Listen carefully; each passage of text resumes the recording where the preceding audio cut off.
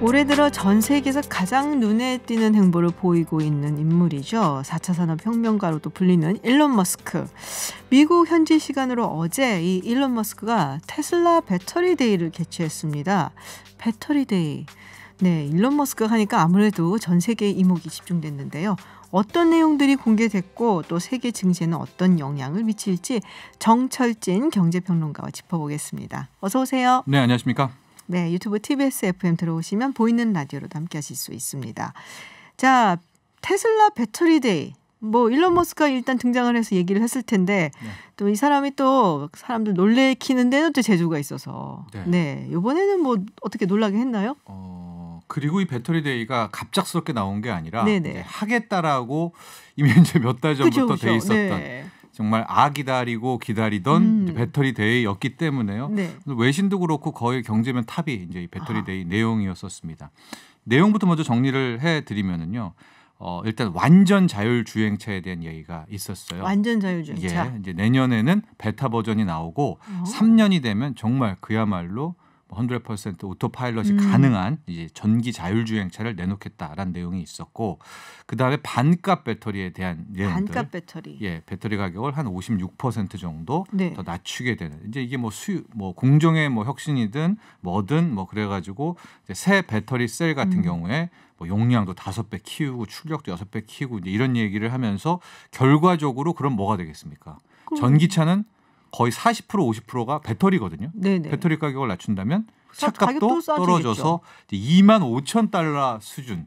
오. 뭐 그 지원금 없는 기준입니다. 네네네. 거의 3천만 원대의 전기 자율주행차를 만들겠다라는 것이 핵심 내용이라고 볼 수 있겠습니다. 그러면 뭐 자동차 시장 자체 판도가 완전히 변할 수도 있겠는데요? 끝나는 거죠. 왜냐하면 테슬라가 $25,000짜리인데 지금 폭스바겐이라든가 원래 이제 내연기관차의 강국 독일도 막 따라잡고 있는데 아무리 낮춰도 $5,000 밑은 좀 힘들다는 게 정설인데 $50,000. 예. 네, 거기에 $25,000가 나온다니까 그것도 테슬라가 네. 이렇게 된다면은 뭐 전기차의 기술 표준, 뭐 모든 표준은 끝이다. 뭐 블랙홀이 돼버리는 거죠. 이대로만 된다면요. 그렇죠. 네. 근데 굉장히 중요한 것 중에 하나가 사실 그거잖아요. 새로운 기술이 나오면은 그 기술을 먼저 선점을 해서 국제 규범을 만들어 버리면. 그러면 끝나는 거잖아요, 사실은. 그렇죠. 그러니까 모든 후발주자들이 다 그걸 따라가야만 하는 거니까. 자, 그러면 우리나라도 사실은 이 배터리 관련돼서 기업들이 많잖아요. 또 영향이 좀 있을 것 같아요. 그렇습니다. 계속 말씀드리지만은 이 전기차는 내연기관차와 상당히 다르게 차 만드는 회사보다 훨씬 더 갑이라고 할까요? 더 우월한 지위에 있는 회사가 배터리 만드는 회사입니다. 물론 이제 전기 장치라고 해서 이제 전지장도 중요하고 뭐 다 중요하지만 거의 배터리가 생명이다 이렇게 볼 수가 있을 텐데 정말 우리나라는 배터리 강국이죠. 여러분도 아시다시피 이제 세 개 회사가 있고요. 일본의 파나소닉도 이제 기술력은 상당히 높습니다. 중국의 CATL 이렇게 경쟁을 하고 있는 그런 상황인데 당초에 좀 긴장을 했던 이유가 이 배터리 데이에 대해서 계속 홍보하고 뜸을 들이면서 이 테슬라가 뭐 직접 언급은 안 했지만. 현재 리튬이온 이런 2차 전지 베이스에서 전고체, 그러니까 완전한 고체, 뭐 니켈, 뭐 코발트, 망간이든 니켈, 코발트, 알루미늄이든 이제 이런 전고체 배터리에 대해서 뭔가 찾아냈다, 해법이 있다라는 뉘앙스를 풍겼고 더 나아가서는 그것도 실은 가령 스마트폰으로 비교한다면 옛날에 배터리가 탈착형이었잖아요. 근데 이제 딱 붙어서 나오는 것처럼 차에 아예 이게 붙어서. 이제 뭐 전기선 연결해 가지고 붙이는 게 아니라 거의 부착돼서 나오게 되는 이제 이 정도까지를 좀 흘렸단 말이죠. 근데 이렇게 되면 진짜 판은 완전히 달라져. 테슬라 다 잡고 우리는 아직 못 쫓아가고 있는 그런 상황 아니겠습니까? 그렇죠. 근데 이걸 불행이라고 해야 될지 아니면 다행이라고 해야 될지 단 한마디도 그 전고체 배터리에 대한 이야기는 실은 없었습니다. 뭐 그러면은 이 2차 전지하고 전고체 어떻게 다른 거예요? 그러니까 지금 같은 2차 전지인데 지금 리튬이온 베이스잖아요. 리튬이온. 거기에서 이제 새로운 전고체 배터리가 되는 것이고 그렇게 되면 실질적으로 거리도 늘어날 수가 있겠고 배터리 자체도 늘어날 수 있게 되겠고 차값도 떨어질 수가 있게 되겠고 그러니까 기술의 배터리의 혁신인데 왜 긴장을 했냐면 그게 배터리 회사가 아니라 테슬라가 마치 있는 것처럼 얘기를 했었단 말이죠. 그러니까 뭐 있다는 얘기는 안 했지만은 마치 지금 기다리면서 그게 나올 거야라고 했는데 안 나왔단 말입니다. 그래서 일단은 그러면서 무슨 얘기를 했냐? 아직은 LG화학이라든가 또 파나소닉이라든가 네. 중계 CATL 간 거래는 계속한다라는 말을 했어요. 그러니까 이건 일견 좋을 수도 있겠지만 또 다른 견해에서는 악재로 작용할 수 있는 게 물론 당장 오늘 밤에 이제 뉴욕 증시에서 테슬라를 어떻게 평가하는지 봐야 되겠지만은 기대를 잔뜩 해놓고 주가도 벌써 1년에 5배, 6배가 올랐는데 네. 그 말은 없었습니다. 없었기 때문에 과연 오늘 정도의 이 배터리데이의 일론 머스크의 발언이 투자자들의 마음을 흡족하게 할까? 시간외에서는 발표 직후에 한 마이너스 6% 이상 이제 빠지긴 했습니다. 그러나 네네. 이제 진검승부는 오늘장이죠. 그렇죠. 오늘장에서 이 투자자들은 이 일론 머스크의 오늘 배터리데이에서 말했던 이 부분으로 그냥 이것도 대단하네. 3년 내에 완전 전기 자율주행 다 나와. 근데 여기에 만족했지 아니면 너무 기대가 컸나 보네. 원래 뭐 밸류에이션대로 해야 되겠냐 하면서 투매가 나올지 이거는 진짜 오늘 시장을 봐야 됩니다. 네. 제가 정말 직설적으로 하나 여쭤볼게요. 네. 뻥이었어요, 그러면? 뻥은 아니었죠. 뻥은 아니었는데 이 머스크의 스타일 자체가 좀 네. 그러니까 뭐 혹자는 그릇이 크다 이렇게 약간 좀 판을 크게 접근합니다. 예, 크게 접근하고 그거를 이뤄내는 건데 이런 거죠. 목표를 작게 잡고 반 이뤄내면 이뤄내는 게 작잖아요. 네. 어마어마하게 크게 외친 다음에 10분의 1만 해도 이뤄낸 거는 크지 않습니까? 네. 근데 약간 머스크는 후자 쪽이어서 결국 뭔가 이뤄냅니다. 그러니까 그런 믿음에 대해서 투자자들은 지금까지 베팅해 온 것이고 그러니까 주가가 그렇게 대폭등을 한 것이었고요. 그러나 이제 과연 오늘의 말은 어떻게 평가? 이건 뭐 제 영역이 아니라 그야말로 시장의 투자자들의 영역이 되는 겁니다. 그렇군요. 네. 근데 사실 테슬라 얘기가 나왔으니까 그런데 이 테슬라가 이제 농담처럼 얘기를 하기를 야 어떻게 이렇게 움직이냐 이런 큰 시총을 가진 회사가 작전주다 이건 거의 움직이는 수준 그런 말도 할 정도로 굉장히 변동폭이 심했거든요. 그것은 실은 이제 수급적으로 보면 공매도 때문이기도 합니다. 왜냐하면은 이제 테슬라가 이렇게 막 주가가 1배, 2배, 3배 오르는 것으로 보이지만 지금 수익 낸 지가 불과 1년이에요. 그 전까지는 뭐 실적도 뚜렷하게 없어요. 그런 회사를 보면은 이런 시장 시스템에서는 어떤 세력이 있느냐? 저주가는 가짜야. 떨어질 거야. 떨어질 수밖에 없어. 그럼 뭐 하겠습니까? 공매도를 친다고 하죠. 그러니까 어마어마하게 공매도가 쌓였던 것이 테슬라였었거든요. 근데 그 역으로 이제 나는 테슬라를 더 믿는다. 테슬라 사랑한다. 이 돈들이 올리면서 주가를 끌어올리면 숏 커버링이라고 하거든요. 공매도를 잔뜩 쳤다가 주가가 올라가면 손해잖아요. 그렇죠. 그럼 급하게 되삽니다. 그럴 때 주가가 보통 2% 오른다고 하면 급하게 빼니까 수급에서 탄력을 받아서 6% 7%가 올라가요. 그러니까 그동안에 이 테슬라에 당했던 이제 공매도 헤지 펀드들 파산한 수십조일 겁니다. 아마 뉴욕에 뭐 파산한 곳도 열려 있죠. 그러니까 오히려 공매도가 쇼커버를 치면서 테슬라 주가를 더 키워오르는 그런 수급적인 측면도 있었고 지난 시간에도 얘기했지만은 소프트뱅크의 손정희가 또 나스닥의 콜옵션과의 주식 선물 매수를 또 하면서 뭐 계속 땡겨갔으니까요 주가를 거기에 또 영향도 받았고 이제 그렇게 됐는데 배터리데이가 실은 또 정점에 있었던 거예요. 오늘에 왜냐하면 배터리데이 보고 달려왔기 때문에 이제 과연 진짜로 테슬라에 대한 진검승부가 나오겠죠. 뭔가 좀 이제 주가도 주인 닮은 느낌이 드는 사실 약간. 그렇네요. 약간 좀 그런 느낌이 좀 들긴 해요. 근데 어쨌든 이 배터리데이가 많이들 기대를 하고 지금까지 달려왔는데 투자자들을 만족시켜 줄 만한 또 어떤 와우 그건 없었다. 그렇죠. 와우는 없었던 것 같아요. 이건 뭐 제 생각입니다. 네. 그렇군요. 자 이제 테슬라 이야기도 했는데 지금 또 화제가 되는 기업이 하나 더 있어요. 니콜라. 여기도 제가 갑자기 막 급등해서 난리가 났었던 기억이 나는데 뭐 별별 소문이 다 있더라고요. 뭐 CEO가 공항에서 체포됐다.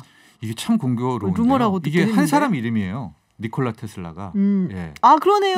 1800년도 후반에 1943년에 이제 사망했으니까 비운의 천재죠. 이뤘던. 이 당시에 전기 산업에는 니콜라 테슬라는 천재. 에디슨의 어떤 이 모범생 이미지 두 명의 인물이 존재를 했었는데 시장과 당시 미국은 에디슨을 선택을 한 거죠. 그러니까 니콜라 테슬라는 정말 비운의 이제 죽음을 당한 비운의 천재다 이런 얘기를 많이 듣거든요. 네. 전기에 있어서. 그쵸. 근데 그 니콜라 테슬라를 둘로 나눠가지고 니콜라와 테슬라. 일론 마스크는 테슬라를 한 거고 네. 니콜라는 이제 그 소위 말하는 이제 수소차를 하게 된 거였었는데 이 니콜라 관련해서는 이제 6월 대비 9월 주가가 거의 2배 이상 튀어오르고 실질적으로 이 막 주가가 막 폭등한 데에서는 그 영상도 있었고요. 네. 왜냐하면 이제 약간 이야기가 길어지긴 하는데 전기차와 수소 전기차가 있다면 전기차는 주행 거리가 아주 짧잖아요. 게다가 큰 화물 같은 거 실어야 되는데 이 힘은 수소차거든요. 그러니까 픽업 트럭이라든가 앞으로 컨테이너는 있어야 되잖아요. 물류에. 그렇죠. 그거는 이제 수소로 가야 되는데 이제 바로 이 니콜라라는 것은 수소 대형 트럭의 원천 기술을 갖고 있다. 그러고서 막 영상을 틀었는데 물론 영상에 나온 그 차는 이제 그 상용차가 아니라 이제 일종의 그 테스트베드 같은 모델이거든요. 컨셉트카거든요. 컨셉트카. 근데 막 움직이고 막 그랬단 말입니다.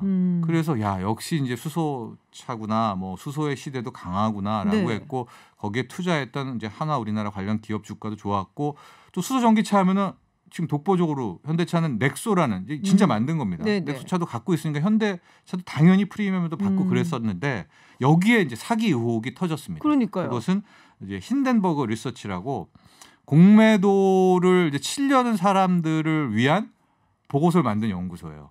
그러려면 어떻게 해야 되겠습니까? 저게 가짜라는 거를 이제 연구하는 그 리서치 회사 아니겠습니까? 여기에서 구구절절히 다 허구고 여기에 답하라고 이제 니콜라한테 보냈는데 거의 이제 답을 몇 개 못하고 그러더니 이제 창업주가 갑자기 이 제대로 된 회사라면은 발벗고 나서서 해명을 해야 되는데 오히려 사표를 내고 사퇴를 해버리고요. 그리고 나서서 그 영상도 가짜는 맞지만 그건 광고 목적이었던 뭐 이제 이런 식으로 해명하게 되면서 주가가 다시 그냥 반토막 3분의 1토막 그 사이로 이제 떨어지게 되는 그런 상황이었어서 실제로 이것은 전기차, 수소차, 전반적인 미래차에 대한 악재죠. 그렇죠. 예. 왜냐하면 이런 이게 사기 의혹 이렇게 하나둘 하다 보면 또 의혹이 증폭될 수가 있는 거 아니겠습니까? 그럼요.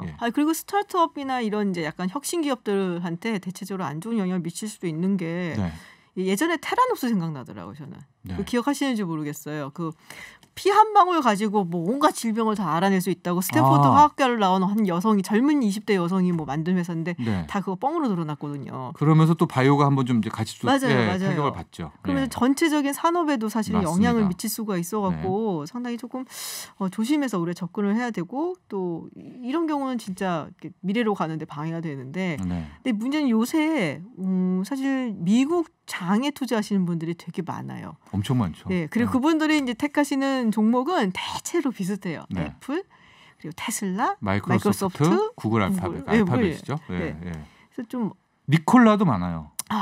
좀 한 가지 그러니까 마지막으로 그 우리가 좀 주의해야 되는 법. 한마디 좀 해주세요. 지금 예탁원 보면 니콜라에 거의 1억 달러 이상, 1,000억 원 이상이 지금 들어가 있거든요. 그러니까 막 20%, 22% 한번 빠지게 되면은 뭐 진짜 수백억대 손실이 평가손이긴 하지만요. 나오는 것이고요. 테슬라는 거의 10대 주주 중에 9위가 우리 한국의 전체 개인 뭉뚱그려서 개인 정도로 많이 투자하고 있는데요. 일단은 리스크 관리 혹은 주식 투자의 기본 원칙은 미국 주식이든 한국 주식이든 똑같죠. 자신의 뭐 목표 수익률 혹은 손절매 따진 이 손절에 대한 부분 기준들은 원칙은 꼭 지키셔서 접근을 하셔야 되고 약간 이런 부분이 있는 것 같아요. 미국 주식이라서 마치 우리가 옛날에 미제가 더 좋아 이런 것처럼 미국 주식은 더 좋고 뭐 이런 거죠. 애플 우리 대한민국 주식 다 팔아도 애플 못 사잖아요. 애플 시총이 더 크니까 사람은 큰 물에서 놀아야 돼. 애플이 뭐 더 좋아. 그 일견 맞기도 하지만은요. 주가가 빠지고요. 오르고 내리고 등락은 크든 작든 똑같이 찾아오는 그런 대목이거든요. 그러니까 좀 저는 맹신 같은 것은 좀 조심해야 되겠다. 여러 가지 말씀드리고 있지만은 제가 주위에서 이렇게 봤을 때는 가장 좀 제가 안타까운 게 맹신. 이게 어디 나라지 뭐 이런 것들 사이즈가 이렇게 큰데 그런 부분은 조금 주의하시는 게 좋을 것 같아요. 알겠습니다. 어떤 분이 뭐 애플은 오늘이 제일 싸다라고 하셨는데 제가 그러고선 다음날 보니까 그날이 또 빠져갖고 더 싸더라고요. 어쨌든 맹신하지 마시고 주가는 어디나 똑같아. 주식 투자할 때는 항상 조심하자라는 말씀이셨습니다. 네, 오늘 말씀 여기까지 듣겠습니다. 지금까지 정철진 경제평론가였습니다. 고맙습니다. 감사합니다. 네, 매주 수요일 네 분의 이슈파이터와 함께 하기로 했습니다. 수요 정치클럽, 야간에 개장한 건 아니지만 야간이라고 하긴 조금 이른감은 있지만 네 분 소개하겠습니다. 박진영 민주당 상근 부대변인, 이준석 전 국민의힘 최고위원, 그리고 김성회 열린민주당 대변인, 그리고 신장식 변호사와 함께합니다. 어서 오세요. 네, 안녕하세요. 네 분 모두 반갑습니다. 스튜디오가 이렇게 꽉 찼어요. 이런 적이 거의 없었는데 네. 유튜브 TBS FM 들어오시면 보이는 라디오를 또 함께 하실 수 있습니다. 변호사님, 네. 예, 정치 클럽인데 이슈 파이터가 아니라 댄서들 아닙니까? 클럽. 춤추시게요? 예. 말리진 않아요, 저희가. 네, 원하시면 언제든지. 제가 JYP입니다. 아이고. 분위기 벌써 안 좋아지기 시작했어요. 그러지 마시고요. 네, 오늘 첫 번째 이슈는 개천절 집회입니다. 네, 개천절 집회. 자, 지난번에 광복절 집회로 이야기가 많았었는데 이번에 개천절에도 집회를 하겠다라는 분들이 계세요. 그리고 김진태 그리고 민경욱 전 의원은 드라이브 스루로 집회를 하자라는 얘기가 있습니다. 자, 드라이브 스루를 하면 일단은 컨택은 안 될 것 같긴 한데 그래도 뭔가 좀 집회는 안 해야 될 것 같고 여러 가지 이야기들이 있어요. 자, 국민의힘의 주호영 원내대표는 이제 그들의 권리다라고 이야기를 또 했고요. 이것에 대해서 어떻게들 생각하시는지 이야기를 좀 듣고 싶습니다. 어떻게 이준석 최고위원부터 먼저 시작하시겠어요? 네, 우선 또 국민의힘 측에서 이게 입장이 여러 개가 나왔는데 오늘 아침 방송에 출연했던 이준석이라는 분은 뭐라고 얘기하셨냐면은 사실상 가가지고 네. 그 드라이브 스루로 차만 타고 그냥 지나가시기만 하겠느냐. 분명히 오랜만에 또 광화문이나 어디 특정 지역에 모이셨으면은 얼굴 보고 싶은 사람도 있을 것이고 다 전화해가지고 연통해가지고 카페에서 만나자. 아니면 네. 식당에서 만나서 저녁이나 하고 가자. 이렇게 2차적으로 뭔가 모임이 형성될 가능성이 있기 때문에 사실 교회 감염 같은 경우도 저희가 봤을 때 네네. 제가 저희 지역에 있는 교회만 본다 하더라도 교회의 주요 행사인 예배 자체는 굉장히 엄격하게 이런 방역 관리를 하는 부분들이 많았습니다. 근데 끝나고 있는 소모임이나 이런 것들이 오히려 방역에 좀 허점이 뚫리는 그런 계기가 됐기 때문에 저는 개천절 집회라는 것 그 자체를 아무리 엄격하게 관리한다 하더라도 다수가 차량으로 모이든 뭐로 모이든 오토바이로 모이든 뭐로 모이든 간에 2차적으로 갖게 되는 모임들이 방역의 확산의 매개체가 될 수 있기 때문에 저는 방역적인 관점에서 봤을 때 좀 위험하다. 그래서 주호영 원내대표께서 하신 말씀은 말 그대로 그 본인이 워낙 이제 법률가다 보니까 법의 관점에 봤을 때 그분들 권리를 얘기한 것이고 다만 방역의 관점에 봤을 때는 국민의힘도 충분히 우려를 하고 있다. 이렇게 말씀드릴 수 있을 것 같습니다. 법적인 권리기는 하지만 도의적으로 봤을 때 혹은 방역의 관점에서 봤을 때는 안 가는 게 맞지 않겠냐라는 의견 같아요. 그리고 이제 이런 방식을 제창하신 이제 사실 그 김진태 의원이나 아니면은 민경욱 의원 같은 경우에는 이미 지난 집회 때도 보면은 우리 당의 현 지도부에 대해 가지고 좀 반감을 표출하신 적도 있는 분들이 있고 그렇기 때문에 저는 꼭 지도부가 또 이분들을 설득할 수 있다는 보장도 사실 없습니다. 그렇기 때문에 개인 자격의 행동들로 봐야 된다 이렇게 봅니다. 아니 그러니까 왜 저는 징계를 안 하시는지 모르겠어요. 그러니까 지금 문제가 되는 건 현역 의원들이 그러시는 것도 아니고 조금 전에 말씀하신 것처럼 아침 방송에 나오셨다는 그분은 굉장히 정상적인 분으로 제가 알고 있는데 그러게요. 그런 정도 상식적인 생각을 할 수 있어야 되는데 이것에 어긋나는 발언을 하면 해당 행위로 처벌이 되어야 하는데 그냥 지금 현역 의원이 아니니까 어쩔 수 없지 않느냐라고 놔두는 태도가 저는 이 사태를 키우기는 게 저희가 아닌가. 약간 법조정 단기가 아직까지 있어가지고요. 그래도 이게 명문화된 규정에 위반되는 건 아니지 않느냐 이런 얘기가 있어서 징계까지는 그러니까 제지는 할 수 있겠지만 징계는 좀 그렇다는 여론도 있고 두 번째로는 저희가 실제로 이분들이 지금 낙선한 국회의원이고 당협위원장 신분이거든요. 당무감사가 이제 예정돼 있습니다. 이제 그렇기 때문에 거기서 어떤 식으로든지 이에 대해 가지고는 평가에 반영될 거로 보입니다. 전 불법이라고 한 부분은 하나만 더 지적을 하고 싶은데 타인의 건강을 해치는 건 불법이거든요. 이게 합법적인 행동이 아니고 최근에 포항 그 이제 병원에 코호트가 벌어지고 한 것도 보면 결국 집회 참석자가 가서 아버님을 그 감염을 시켜서 지금 병원 자체가 폐쇄하는 지경까지 갔으면 이 정도 했으면 타인의 지금 생명권을 위협하고 있는 상황인데 이게 법적으로 불법이 아니다라고 할 수 있는 문제는 아닌 것 같아요. 변호사님께서 일단 법적으로 보면은요, 이것도 이제 그냥 차 타고 쓱 지나가는데 이건 집회도 아니지 않냐, 우리가 모였다는 상징성을 보여주자 이런 건데 이런 식으로 말씀을 하시는 것 같은데 근데 집회예요. 집회이고 따라서 이 법적 판단을 받아야 됩니다. 집회 한 종류로 그 자동차를 가지고 하는 것도 집회 한 종류고 이전에도 사실 트럭이라든지 택시라든지 이런 분들 다 집회 신고하고 차량 시위했어요. 그러니까 이거는 법적 판단을 한번 받아봐야 될 문제가 첫 번째 있고요. 두 번째는 아까 말씀하신 대로 이 그 2차, 3차 술 한 잔, 또 밥 한 끼 드시는 거, 또 차 한 잔 드시는 거 이런 것도 여기서도 감염이 일어날 수 있지만 실은 우리가 잘 생각해봐야 되는 거는 몇 주 전에 택시 승객들 간에 잠깐 네네. 택시를 탔음에도 불구하고 차량 안에서도 그 확진자가 나왔단 말이죠. 그럼 이분들이 한 사람씩만 차 타고 오겠냐? 동네에서 모여서 차 타고 오실 거거든요. 네. 그러니까 그 차 안 자체가 비말의 숲이 되는 수가 있으니까 다들 조심하셔야 된다. 본인 스스로를 위해서도 좀 안 하시는 게 낫다. 이런 말씀드려요. 저는 뭐 이제 조영 그 원내대표가 네. 법률가 출신이신데 헌법에 이제 정치 그 집회 결사의 자유를 이야기하시면서 네. 할 수도 있다 이렇게 하셨는데 저는 좀 중진 정치인으로서 이 태극기 세력에 대한 또 다른 의도도 있다는 생각이 들어요. 좀 의심이 되는 게 실제로 이제 하태경 의원이라든가 장제원 의원 같은 분들은 아주 단절하자라고 이렇게 이야기하시는데 조영 원내대표나 또 김종인 대표 같은 경우는 발언이 뜨뜻미지근해요. 제가 봤을 때는 이 태극기 세력도 놓치기 쉽지 않다라는 저는 생각도 있다는 생각이 들어요. 왜냐하면 이분들은 당내 선거를 늘 하실 수 있는 분들이에요. 당내 선거를 해보면은 이 태극기 세력이라든가 이런 구구적인 형태라든가 이런 분들이 굉장히 더 열성적이에요. 예전에 우리 당대표 선거 때 김진태 의원이죠. 김진태 의원이 약체로 생각했는데 막 2등을 했단 말이야. 이런 가능성이 있기 때문에 제가 봤을 때는 이분들이 특히 이제 중진 정치인들 대권이라든가 당권을 꿈꾸는 분들은 이런 극렬한 지지층들을 외면하기 싫어서 적당한 선에서 하지 않았나 뭐 이런 의심도 듭니다. 한 가지만 더 지역구도 약간 네, 그런 것 같은데. 한 가지만 더 말씀드리면 며칠 전에 부천에서 그 인권조례 반대하는 집회가 허가가 됐어요. 허가가 됐는데 정말 복잡한 조건을 달아서 허가를 했어요. 2m 이상 거리에 그 의자를 두고 2m 이상 떨어져야 되고 참석하는 사람들은 명부 작성해야 되고 체온 측정해야 되고 손 소독해야 되고 그 명부는 2달 이상 보관해야 되고 그다음에 해산할 때도 순차적으로 한 명씩 집회장에서 빠져나가는 방식으로 해야 된다라고 했는데 99명 인원도 제한을 하고요. 근데 이거를 관리하는 데 든 인력이 300명이 넘어요. 경찰하고 공무원들이. 이런 불편을 초래하면서 외치고 싶은 말씀이 뭔지 정말 저는 이렇게 또 관리되기도 어려워요. 드라이브 스루를 하면 2m 간격으로 뭐 체온 측정하고 명부 작성하기 불가능하거든요. 팬미팅을 할 때 그렇게 하더라고요. 이렇게.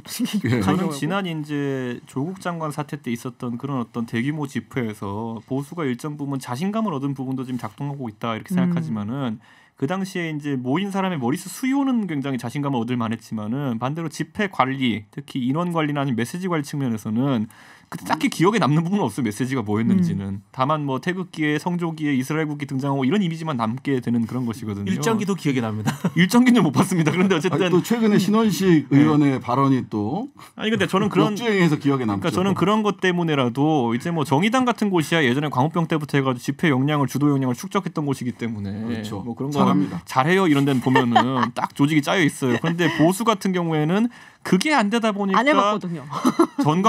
전광훈 목사에게 사실상에 어느 정도 외주를 주기도 한 것이고 그렇죠. 그런 것들이 이제 부정적인 면들 부각시키는 거기 때문에 저는 지금 시점에 봤을 때 보수가 만약에 이런 거리의 정치를 하려 그러면은 이 수요 자체에 집중하기보다는 그 메시지 관리와 인원 관리 등에 대해서 노하우를 쌓는 것도 굉장히 중요하다. 그런데 그 연습하기에 지금이 적절한 시기는 아니다. 아하. 왜냐하면 지금은 방역이라는 것에 국민 모두의 마음이 곤두서 있는 상황이기 때문에 지금 운전 연습할 때 아닙니다. 지금은. 네. 저는 사실상 유튜버들이 나와서 서로의 유튜브를 방영하기 위한 집회라는 생각밖에 들지 않아서 그냥 각자 댁에서 유튜브를 하시고 시청자가 많은 것으로 위력을 과시하시는 게 좋지 않을까. 그렇군요. 자, 그러면 네 분께 한번 공통적으로 질문 드려볼게요. 신장식 변호사님. 국민의힘에게 태극기보다는 매몰 비용이다. 매몰 비용? 예. 매몰 비용은 지금까지 돈 투자한 것 때문에 새로운 투자를 할 때 이게 아까워서 새로운 곳으로 못 가는 거거든요. 그러니까 이걸 아깝게 생각하면 그 태극기 부대를 아깝게 생각하고 미련을 계속 두면 국민의힘이 지금 하고 있는 김종인 비대위원장부터 하고 있는 개혁, 정당 개혁, 스스로의 정치적 좌표를 그 찾는 새로운 사업에 전념할 수가 없습니다. 매몰 비용은 잊어버려야 됩니다. 자, 이준석 최고위원. 네. 저는 지금 이 태극기 부대라는 거는 군대로 따지면 보병대입니다. 보병대. 군대 안 갔다 온 사람 앞에서 그런 말을 해요. 저도 안 갔다 왔어요. 근데 어쨌든 보병대인데 이게 왜냐하면 원래 그 보병 기병 합동 전술할 때 보면 기병대가 치고 나서 상대방을 공격해야 되는 것이고 보병대가 방어를 하고 이제 이렇게 해야 되는 것인데 이분들이 최근에 보면 모든 역할을 다 하려고 하고 있어요. 메시지도 이분들의 메시지가 주도적인 메시지가 되어가고 있고 당 지도부가 오히려 이분들 또는 아까 언급되었던 유튜버들이 하는 메시지를 부담을 느끼면서 받아들이기 시작하고 원래는 어떤 진영이라는 것이 정치 이념상으로 네. 정당이 최정점에 서고 거기에 따라 가지고 뭐 언론이라든지 이런 것들을 주도할 수 있어야 되는데 지금 그 머리로서의 기능을 정당이 약간 상실한 상황이기 때문에 김종인 비대위 체제에서 이걸 다시 확립하려고 저희가 노력하고 있는 것입니다. 보병대인데 지휘관말을 좀 따라했는데 지휘관이 아직 좀 확실하지 않아서 지금 약간 그런 상태다. 본인들이 네, 그 힘센 병장회의 좀 생각하고 계신가요? 근데 이제 이준석 최고위원의 말씀을 했으면 좋겠어요. 이준석 최고위원의 말씀을 들어보면은 역시 굉장히 단절하기가 쉽지 않다. 이런 이제 뉘앙스가 이제 깔려 있는 거예요. 이제 제가 봤을 때는 저는 좀 더 극단적으로 마약 통닭이다. 예, 우리 그 영화 극한 직업에 보면은 예, 그런 이야기 그런 게 예, 나옵니다만은 이게 사실 끊기가 쉽지 않을 것 같아요. 아까 말씀하신 것처럼 제가 말씀드린 것처럼 당내 경선용으로서의 극우가 가지고 있는 효과가 있고요. 또 한편으로 보면은 갑자기 이제 표현을 좀 그렇게 쓰겠습니다. 폭망해서 야당이 됐어. 조직력이 완전히 없어진 거예요. 무슨 당 행사를 하려고 하더라도. 근데 지난번 아까 말씀하신 것처럼 조국 장관 집회 때나 이런 데 보여준 조직력. 그다음에 또 현장에서 후원금도 막 들어와요. 이런 것들에 대한 유혹이 이 현장형 정치인들, 옛날 정치인들한테는 굉장히 끊기가 쉽지 않아요. 아 그래요? 김문수 지사가 거기 현장에 가서 늘 있는 그렇죠, 거 보면은 그렇죠. 옛날에 그 했던 이제 수백만 명이 모였던 그런 환상 속에 아직도 가지고 있는 거예요. 이게 사실은 우리가 이 코로나 사태가 정치조차도 비대면으로 가야 된다. 라는 이런 현실로 바뀌고 있는데 옛날 분들은 그걸 잘 이해를 못하기 때문에 이걸 제가 봤을 때는 마약처럼 끊어야 되는데 하면서도 끝까지 끊지 못하고 가는 이런 상황으로 네네. 악순환이 되지 않을까 그렇게 생각을 해봅니다. 마약 통닭까지 나와서 더 자극적이고 센 거 나와줘야 될 것 같은데요. 어떻게 보세요? 저는 국민의힘에게 태극기 부대는 진성당원이자 진상단골이다. 그래서 이제 국민의힘이라는 식당을 반칙인데 지금 네 글자라 근데 지금 8글자예요. 진상단골이다. 진상단골. 네. 단골이라서 이 사람들 매상으로 국민의힘이 버티고 있긴 한데 근데 이제 진상을 부리는 거죠. 때때로 진상을 부려서 다른 손님들이 들어오면 손님들을 앉아있지 못하게 깽판을 치는 거예요. 술 먹고 막 소리 지르고 이러니까 일반 손님들이 들어왔다가 나갔는데 이 진상단골들이 없으면 이 가게가 경영이 안 되는 상태라서 끊지를 못하는 안타까운 마음으로 좀 말씀을 드렸습니다. 그런데 저희는 이거 뭐 단절할 수는 없고요. 왜냐하면 저희 지지의 기반이기 때문에 아까 제가 보병대라 표현하니 뭐냐면은 보병대가 원래 훈련이 잘 되면은 탁 방진을 짜가지고 치게 되면은 굉장히 견고한 진영이 됩니다. 결국 그걸 어떻게 훈련시킬 수 있는 지휘관이 있느냐. 또 반대로 어떤 방식으로 교육하느냐의 문제라 보기 때문에 저는 충분히 뭐 이런 건설적인 담론 쪽으로 간다고 한다면은 지금 이제 우려스러운 모습과는 좀 멀어질 수 있다고 봅니다. 저는 거기에 대해서 하나만 딱 코멘트하면 신원식 의원이 육군 대장을 맞추고 예편하고 나서 태극기 부대 집회에 나가서 문재인을 끌어내리자 직접적인 워딩을 이렇게 쓰시더라고요. 문재인을 끌어내리자라는 표현을 쓰고 바로 3개월 있다가 공천을 받아서 이 국민의힘의 국회의원이 되셨어요. 그랬기 때문에 저는 지금 전혀 당이 태극기 부대에게 메시지를 주지 않고 있다. 오히려 그렇게 말하는 사람을 국회의원으로까지 끌어오는 현실을 보면 글쎄요. 과연 그런 식으로 계도가 가능할지 좀 그게 약간 복잡한 게요. 이게 신원식 의원은 어쨌든 그 탄핵하자라는 발언한 것도 사실이지만은 기본적으로 태극기 부대가 제일 싫어하는 사람이 유승민 의원이거든요. 그런데 유승민 의원 지지 선언하고 유승민 의원 캠프에서 활동했던 사람입니다. 그렇기 때문에 그 탄핵 메시지가 태극기 부대에서 영향을 받아서 나온 건 아니고요. 본인이 진짜 문재인 대통령 진짜 싫어하는 겁니다. 네, 알겠습니다. 저희가 잠깐 전하는 말씀 듣고 와서 그리고서는 다시 또 진행을 해야 될 것 같습니다. 네, 교통정보 듣고 토론 이어가겠습니다. 네, 수요 정치 클럽 돌아왔습니다. 지금 유튜브 청취자분께서 한 분이 김성애님 글 올린 거 보고 왔습니다. 좋네요라고 하셨어요. 여기저기도 홍보 열심히 했습니다. 네. 가족은 아니죠? 네. 예, 가족은 아닙니다. 네. 그래서 그 페이스북에다 그 세 글자 알려달라고 한다면 네 글자만 하시는 건 뭡니까? 뭐지? 찾아봐야겠네. 공모전 하셨더만. 공모전 해갖고 제 마음대로 해버렸습니다. 반칙인 것 같은데요? 공모해서 가지고 왔으면. 공모해서 갖고 오신 거예요? 그 네 글자가? 예. 그러니까 요식행위 시던이었지 뭐. 오늘 첫 방송이니까. 오늘 첫 방송이니까 오늘은. 알겠습니다. 두 번째 이슈 공정경제 3법입니다.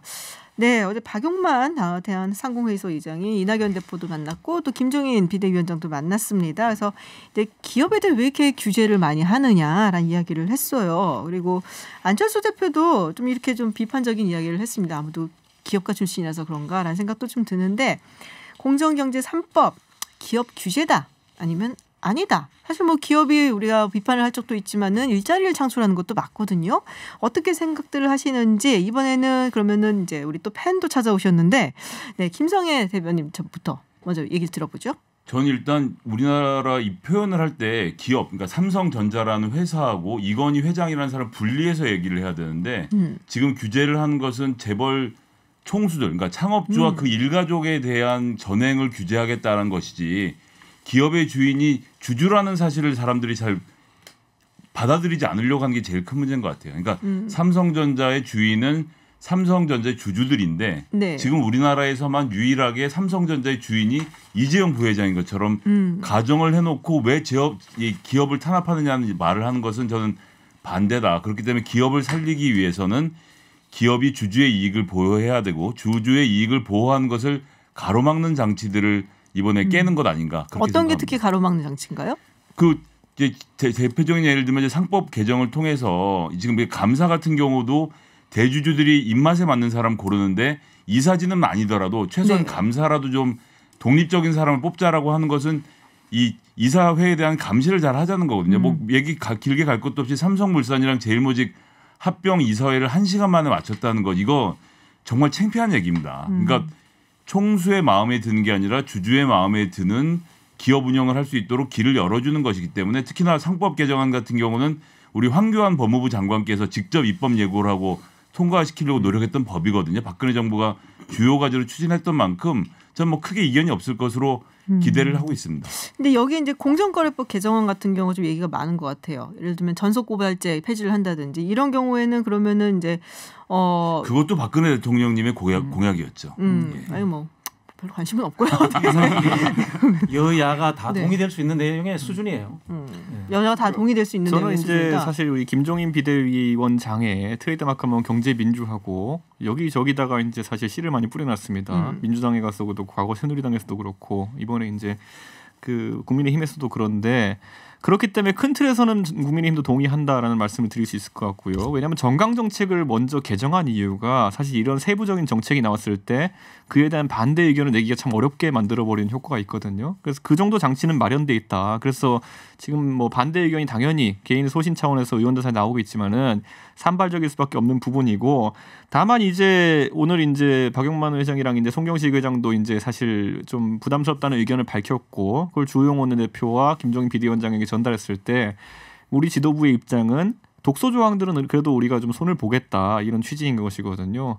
가장 대표적으로 독소 조항 언급되는 것이 아까 이제 감사에 대한 부분에 있어가지고 대주주가 3% 정도의 의결권만 행사할 수 있게 한다라고 하는 것은 사실상 소액주주나 아니면 소수주주한테 감사권을 넘기란 얘기랑 마찬가지거든요. 그런데 이거는 저는 앞으로도 이제 민주당에서 여러 가지 철학을 가지고 정책을 운영하겠지만은 다수에 대한 다수 의결권에 대한 소수 의결권의 견제라는 것이 만약에 민주당의 철학이고 이게 맞다고 생각하는 것이라면은 글쎄요, 저는 지금까지 민주당 국회 운영하면서 왜 그렇게 했습니까? 국회 운영하면서 의석이 많은 쪽 국민의 그 의사라고 하면서 계속 밀어붙이는 그런 정치를 해왔던 분들이 예를 들어 사법이나 아니면 준사법의 영역만 본다 하더라도 공수처에다 검찰에다 법사위원장까지 다 먹으려고 난리치던 정장이 지금 와가지고는 소수자에게 감사 권한을 나눠줘야 된다는 취지로 개정한다 그러면은 저희가 봤을 때는 너희는 정체가 뭐냐 이렇게 얘기할 수밖에 없어요. 제가 아까는 네. 지금 이준석 최고위원이 방향을 잘못 맞추신 게 지금 저희가 이야기한 게 아니고 김종인 위원장이 이야기하신 거예요. 지금 3법은 이제 그렇게 봐주셔야 될 것 같고 저도 이제 이 부분을 좀 정치적으로 해석을 하자면 제가 보기에는 이게 김종인 비대위원장의 대권 전략인 것 같아요. 대권 전략. 예. 아까 제가 말씀드렸죠. 개천절 집회에 이제 극우라고 할 만한 태극기 세력도 그대로 두고 있고 받아 안고 있고 한편으로서 굉장히 좀 상대적으로 진보적으로 보일 수 있는 이런 이 정책도 내놓으면서 굉장히 보폭을 넓히는 거죠. 이 우리가 흔히 이런 전략은 이제 뭐 혁신적 중도 전략 네. 이런 이야기를 하는데 왼쪽으로도 가고 오른쪽으로 가도 굉장히 폭넓게 하는 거예요. 옛날에 노무현 대통령이 보면요. 반미면 어때? 이런 이야기를 한단 말이에요. 그리고 또 이라크 파병도 한단 말이에요. 이렇게 하면서 굉장히 폭을 넓히는데 나중에 수렴해 보면 이게 중도적으로 통합적으로 수렴이 됐다는 거예요. 이렇게 해서 폭을 넓혀서 집권하자는 게 옛날에 유럽에서 했었던 네네. 이 집권 전략이기도 한데 반대로 안철수 대표 같은 경우 보면 극중주의 그러면서 사실 그런 그 노선이 존재하지도 않아요. 한 운동장에 줄을 쫙 끊었고 고의로만 가겠다고 하는 거야. 이건 뭐냐면은 사실은 어느 누구의 이익도 대변하지 못하고 모든 것을 절충해서 타협하겠다는 거거든요. 이거 뭐 지지 세력을 모으지 못하는 거예요. 그런데 김종인 대표처럼 이렇게 하면은 좌우 양쪽에서 많은 지지층을 모을 수 있어요. 근데 제가 아까 농담처럼 뭐 박근혜 전 대통령 공약이었다라고 말씀하셔갖고 뭐 관심이 없은데요. 근데 하지만 사실은 이제 김종인 비대위원장이 당시에 이제 공약을 만든 분이고 그래서 본인이 사실 얘기했던 내용일 수도 있는 거거든요. 거기 이제 경제민주화라든지 뭐 이런 거에 다 들어가는 이야기일 수가 있긴 한데 그렇다고 해서 이게 뭐 아니 뭐 예전에 원래 뭐 그쪽에서 얘기했던 거 아니야라고 해서 이거를 무조건 그쪽이 찬성해야 되고 뭐 우리도 그러면은 다 맞는 걸로 받아들이고 가야 된다 이건 아니잖아요. 하나씩 좀 따져봐야 될 건 있지 않을까요? 그리고 집권 플랜이라는 말에 약간 좀 우려스러운 것이 박진영 부대변인의 그런 좌우를 통할하는 집권 플랜이 라는 것이 만약 맞다고 한다면은 저는 지금까지 제가 살아온 게 낙선 플랜이네요 거의. 태극기 부대와 문바를 동시에 비판하는 저는 진짜 낙선 플랜을 가동해왔던 것 같네요. 신한수 변호사님 말씀 좀 들어보죠. 우선 아까 이제 감사권 소액주주한테 주는 것에 대해서 이야기를 했는데 그나마 정치는 1인 1표죠. 근데 경제는 1원 1표가 아니거든요. 그러니까 주식을 많이 가지고 있는 사람이 절대적으로 그 기업을 지배하고 있기 때문에 소액 주주들이 자신의 목소리를 낼 수 있는 방법이 없어요. 그래서 그나마 감사라도 소액 주주들의 의사가 좀 반영될 수 있는 사람이 감사로 들어가야 그나마 그 다수 주주, 거대 주주들을 견제할 수 있는 거기 때문에 이거는 뭐 정치 논리와 경제 논리를 좀 그대로 빗대서 이야기하는 건 좀 적절치 않은 것 같고요. 예를 하나 들어보면 이런 게 있습니다. 공정거래법 같은 경우 그 정몽구 현대차그룹 회장 일가 그 현대차 실현하려는 이것도 이제 사실은 자기 가족 기업 챙기기 이렇게 해서 생겼다라고 하는데 그 글로비스의 정몽구 회장이 가지고 있는 지분이 29.99%예요. 왜냐? 30%가 넘어가면 공정거래법상에 그 감시 대상을 규제 대상이 되거든요. 근데 이거 20%로 내리자 이렇게 일감 몰아주기 못하게 하자라는 것에 대해서 이걸 뭐 반대하는 게 무슨 의미가 있는지 싶어요. 이건 반대를 위한 반대라는 생각이 들고요. 그다음에 아까 안철수 대표 국민의당 대표 얘기하는데 돈 번 적도 세금 낸 적도 없는 사람이 기업 규제 주도한다. 이 얘기를 듣고 이거는 국민의힘에서도 안 하고 극중주의 얘기했다고 하시는 분이 이 얘기를 하는 걸 보면 이분이 건너뛰었어요. 가운데 있는 줄 알았더니 이제 김종인 비대위원장을 비롯해서 국민의힘이 약간 좌클릭하니까 오른쪽이 비었다고 생각을 하는지 정경련 회장 출마하실 것 같아요. 예, 우측 돌파, 우측 측면 돌파를 하시려고 하셔갖고 굉장히 좀 걱정돼요. 아니 본인도 창업주이기 때문에 창업주가 기업을 마음대로 휘두르지 못하게 만드는 법은 다 반대를 할 수밖에 없겠죠. 오너십이 작동하는 거네요. 아니 최근에는 하여튼간에 이분이 우측 측면 돌파에 굉장히 몰두하고 계시다. 오른쪽으로 가고 계세요. 보통 우리가 이제 경제민주화를 이야기할 때 이 공정경제 부분이 있고 그다음에 배분적인 이 부분이 있습니다. 사실 배분적인 부분이 좀 더 이제 진보적인 부분인데 그게 대표적으로 이제 기본소득인데 기본소득을 하겠다는 정당에서 공정경제 부분을 못 한다고 하는 것은 사실은 좀 말이 맞지 않아요.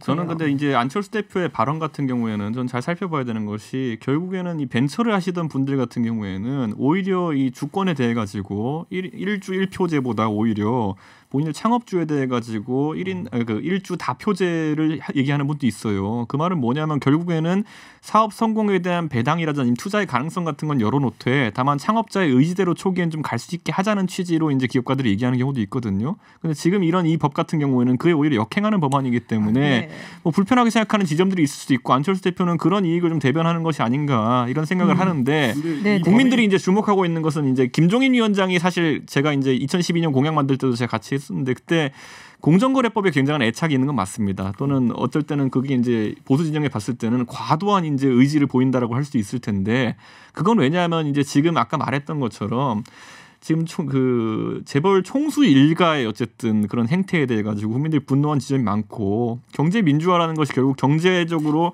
이 발전하는 과정에 참여해서 수많은 주체들이 공정하게 그 이익을 분배받아야 된다는 개념 속에서 하는 건데 아까 이제 그 일감 몰아주기 연금 같은 경우에는 그런 것에 완전히 반하는 것이기 때문에 저희 경제민주화 이번에 정강정책의 정신에 따라가지고 저희는 공정거래법에 대해서는 찬성할 가능성이 높습니다. 그런데 이번에 개정되는 그 공정경제법, 공정경제 3법이라는 게 오해하시는 분들이 계시는데 일반 중소기업이나 이런 분들은 아무 해당 사항이 없어요. 전부 다 재벌 대기업들 얘기예요. 자, 그럼 여기서 감사에 대한 것 같은 경우에는 그런데 약간 좀 적용이 다르기 때문에 안철수 대표가 지적할 수밖에 없는 거 알겠습니다. 아닌가. 그럼 여기서 이제 또 마지막으로 김종인에게 공정 3법은 공정경제 3법은 무엇다? 네. 이번에는 누구부터 시작? 박진영 대변인부터 시작. 저는 뭐 아까 말씀드린 대선 전략이다. 본인의 전략? 개인의 대선 전략이다. 이거 한마디로서 오늘 뭐 당장 안철수 그 대표한테 저기 경제 모르는 사람 이렇게 해버렸지 않습니까? 실제로 경제 몰라. 그렇죠. 그 사람은 경제 몰라. 아마 이걸 사실 우리 저기 그 신장식 변호사 아마 잘하시는 것 같아요. 보니까 이게 아마 그 이 저기 뭐야 국민의힘 내에서 본인의 독보적인 경제 전략가, 그다음에 중도화 전략가 이런 부분에서 포지션하는데 굉장히 역할을 할 것이다 이렇게 생각이 듭니다. 자, 김성애 대변인. 클럽이니까 노래 한 곡 하겠습니다. JYP는 네. 제가 춤을 춰야 되나요? 이루어질 수 없는 사랑이라고 하겠습니다. 아이 뭐예요?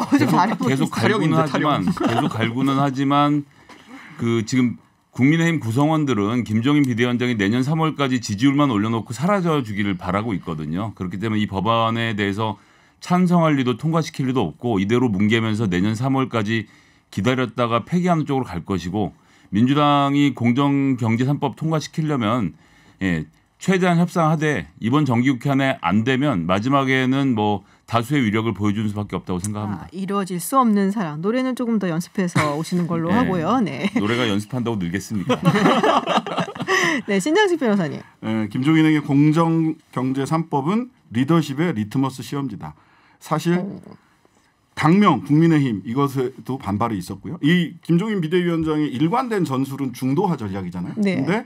당 색깔 빨판호 이것도 반발이 있었고요. 이제 공정경제 3법까지 세 번째예요. 여기에서도 김종인 비대위원장이 자신의 뜻과 의지를 관철시키지 못한다면 굉장히 좀 빠르게 리더십의 위기가 올 수 있다. 리트머스 테스트다. 네. 이준석 최고위원. 저는 이제 전략 시뮬레이션 게임을 하다 보면요. 네. 지도상에서 가운데 지형을 먹는 게 중요합니다. 굉장히. 그러니까 이건 센터 싸움이다.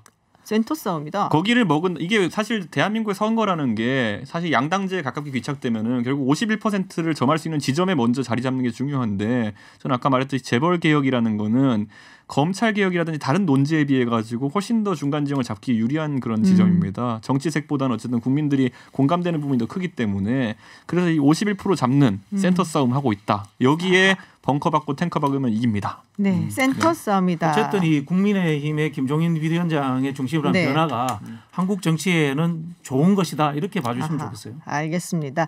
자, 이제부터 매주 수요일 이 네 분과 함께 정치클럽을 하게 됩니다. 오늘 수고들 많으셨고요.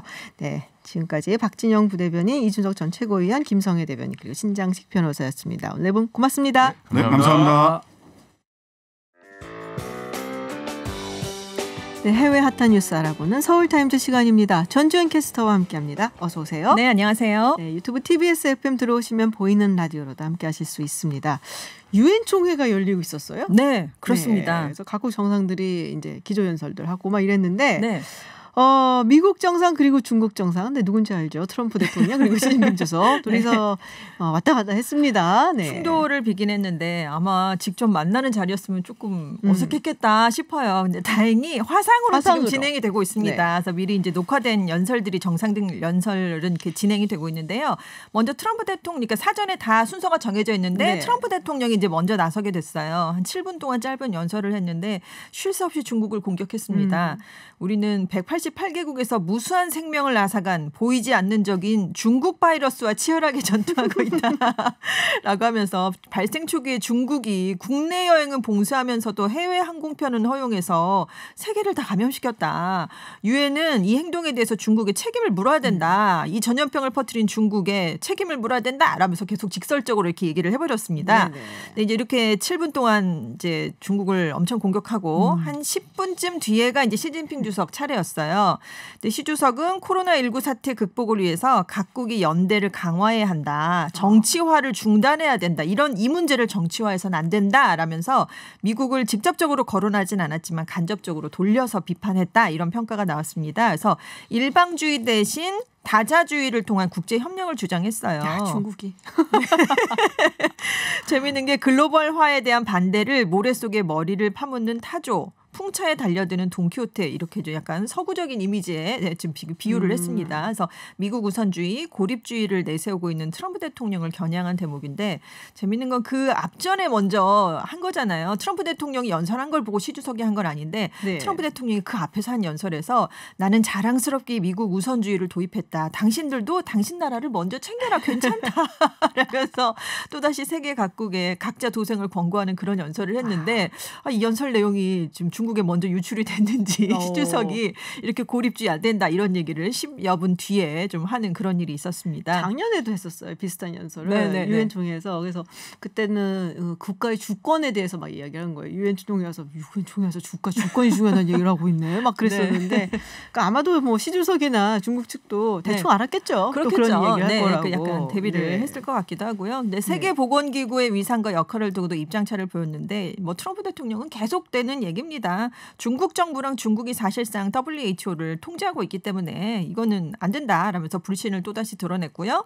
시 주석은 코로나19 대응에서는 WHO가 주도적인 역할을 해야 된다라면서 WHO에 힘을 실어줬습니다. 네. 푸틴 대통령도 뭐 한마디 했어요? 푸틴 대통령이 유엔 직원들한테요. 원하면 코로나19 백신을 자기들이 지금 개발하고 있잖아요. 스푸트니크 5를 무상으로 제공하겠다. 러시아제를? 제안을 했어요. 원할까요? 시진핑 주석도 중국이 개발 중인 코로나19 백신을 전 세계를 위해 제공하겠다 이렇게 강조를 했는데 특히나 푸틴 러시아 대통령 기사 밑에 다 기자들이 이제 자기 코멘트를 달잖아요. 네네. 과연 맞고 싶을까?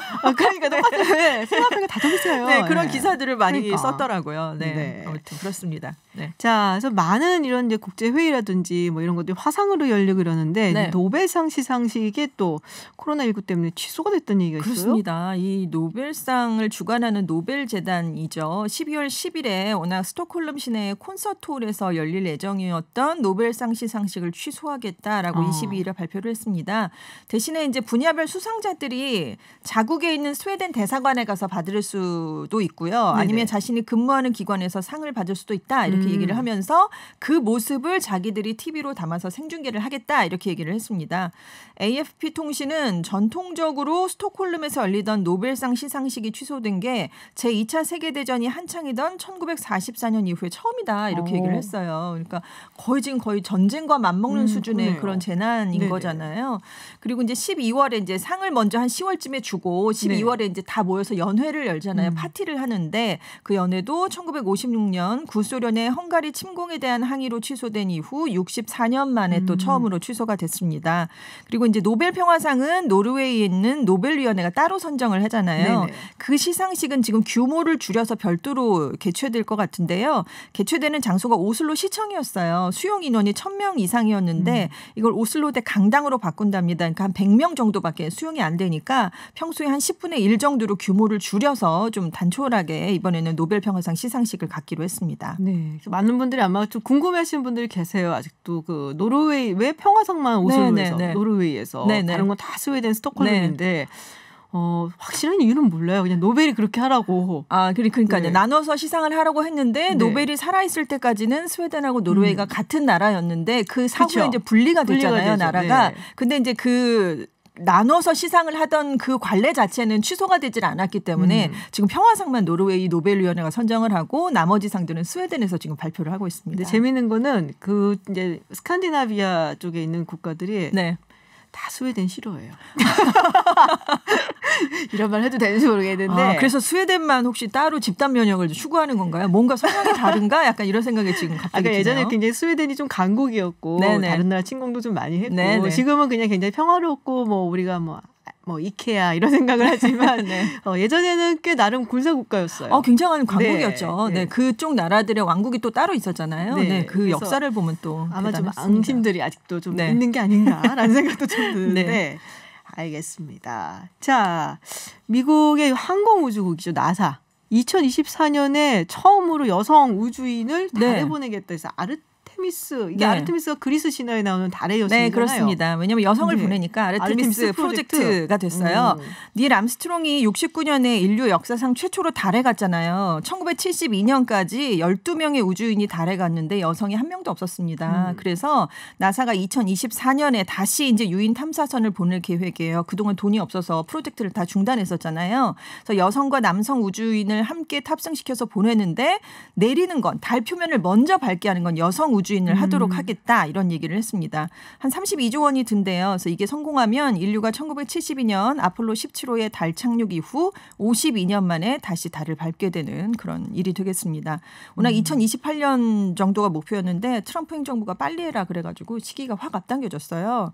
왜냐하면 지금 중국이 2018년에 달 뒷면에 탐사선 보냈잖아요. 맞아요. 지금 네. 중국이 우주 굴기를 지금 계속하고 네. 있기 때문에 여기 뒤처질 수 없다라면서 지금 트럼프 대통령은 굉장히 우주에 대한 관심을 많이 보이고 있거든요. 그래서 지금 2024년에 갈 계획인데 올해 안에 또 중국이 달에 창어 5호를 보내서 그 달 표면에 있는 물질들을 채취를 해온다고 합니다. 근데 이게 이제 메이드 인 차이나 2025에 들어가는 것 중에 하나가 항공우주 기술이거든요. 네네. 근데 사실 이제 달에는 잘 안 가요. 이제는 웬만한 네. 국가들은. 근데 이제 중국은 아마 그 오성홍기를 꽂으러 가는 것 같은데. 그래서 지금 뜬금없이 달에 간다 그래갖고 전 사실은 약간 좀 의아하긴 했어요. 근데 다들 달 탐사를 지금 화성 탐사의 전초전으로 보고 있대요. 화성이 이제 직접적으로 가려면 시간도 더 많이 걸리고 그렇죠. 돈도 많이 걸리니까 일단 달에서 좀 잘 해보고 요게 잘 되면 이제 화성에서도 잘 되겠지라면서 약간 전초기지 역할을 하는 거기 때문에 지금 달에 이렇게 신경을 쓴다고 합니다. 그렇군요. 알겠습니다. 네, 해외 뉴스 여기까지 알아봤습니다. 지금까지 전준 웨싱캐스트였습니다. 오늘 고맙습니다. 네, 감사합니다. 네, 이브닝쇼 오늘 방송 여기까지입니다. 저희는 내일도 6시 10분에 여러분을 기다리겠고요. 그리고 저희가 준비한 곡 데이빗 보이의 스타맨입니다. 이게 아마 우주 외계인들과 아이들이 교신한다는 내용으로 제가 알고 있는데요. 네, 스타맨 들으시고요. 저는 여기서 물러가겠습니다. 지금까지 김지윤이었습니다.